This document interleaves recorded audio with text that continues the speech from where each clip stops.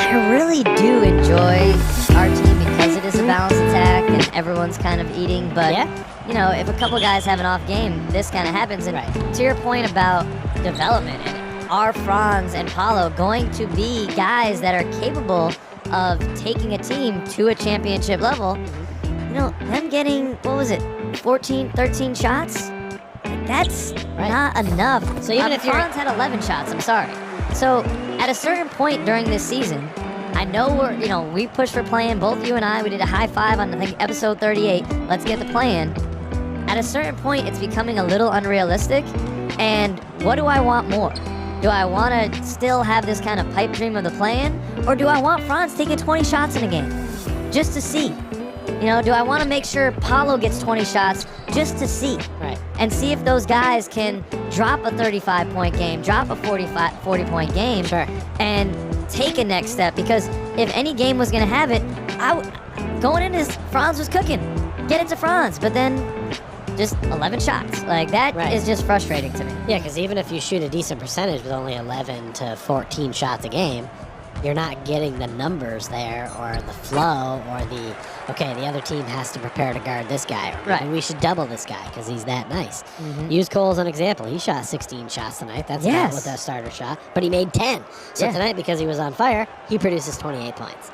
You know what I mean? Like, and I want to see Franz taking 16 shots. Yep. If Cole's taking 16 shots, I want to see Franz taking 16 shots. And, you know, it's also the type of player that Franz Wagner is. He's an unselfish guy. Sure. He's, not necessarily always looking for himself to score. He's a smart player. But, look, we want him to develop and to become a star. So I'm just unhappy with that. And, with the Bucks almost breaking a three-point record in the NBA, it's just tough to this is win really that on game. the defense tonight. They just didn't really come to play well. The rotation sucked. We could have used J.I. minutes tonight in a game where we really needed defense. I'm sorry, rotations meaning the substitutions or the rotating on defense? Rotating on defense. Got it. Just is what garbage.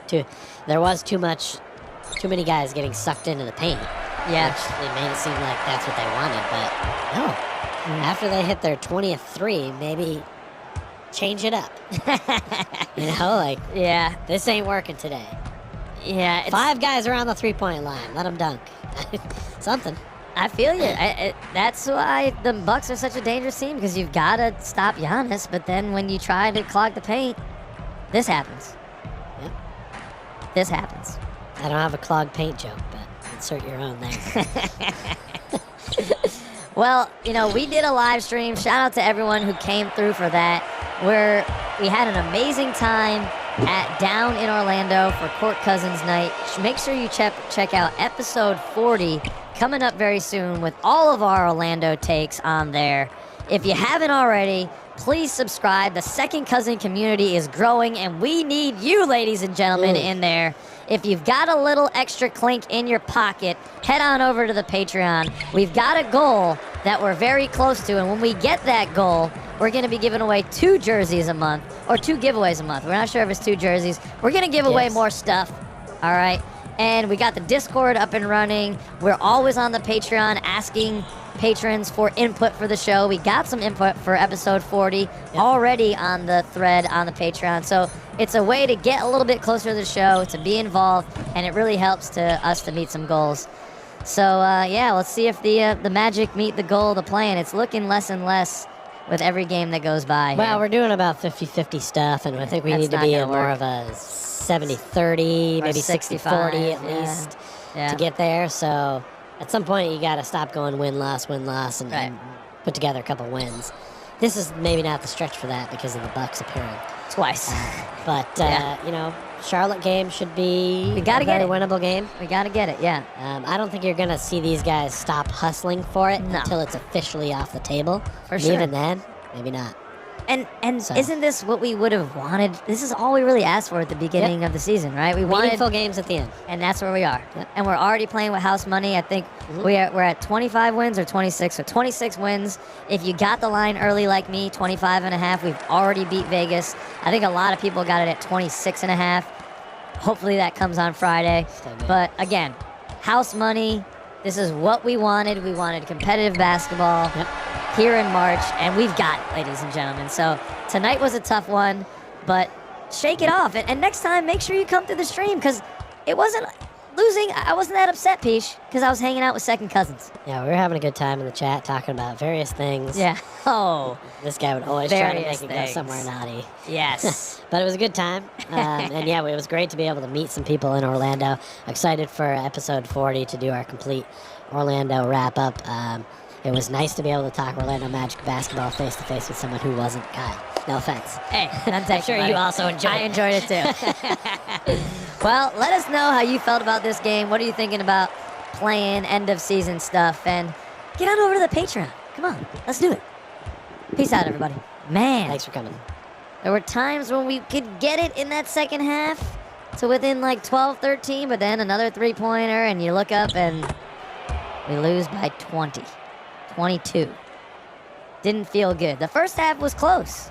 And what was it? I don't know the difference there, but we really let it go in the second there. Not defending the three-point line. That's an issue. It was tough. Yep. I mean, the game plan, we watched just a moment of Jamal Mosley talking in the presser. It seems like the plan was to clog the paint, and I think that is kind of the way you do have to beat the Bucks. You can't give up the paint to Giannis, but when they're shooting like that, you can see the championship pedigree coming through. You've got Giannis now surrounded with guys like Jay Crowder, Brooke Lopez, who's always been a good shooter. Joe Ingles is now healthy and playing. And you got guys like A.J. Brown, no, not the Bengals wide receiver, a guy from Iowa making threes, Pat Connaughton, kid from Boston. Hate to see that. They had 9 guys, I think, that made three-point shots tonight. Yeah, they, as you said, points in the paint, we won 56-38, which seems like that was the game plan. That's But, great. When you saw that wasn't really doing it, Yeah. it's okay to change the game plan. You know, you can make inter-game moves. And I think if I had one criticism of Mosley this year, it's been whatever they do at halftime to prepare for the third quarter is not good. Where our third quarters have been bad all year. That's where For the most decent part. games get away from us, or Yeah. vice versa. And if we have a solid third, then we can win that game, or even a break even. Yeah. But more times than not, that's where things fall off for us, and we don't seem to make adjustments to stop what the other team's doing enough. And whatever we we threw did at the make an Bucks tonight adjustment. wasn't really working. We went But to zone. But like I said to you, a lot of these threes the Bucks were making, it's not like they were guarded.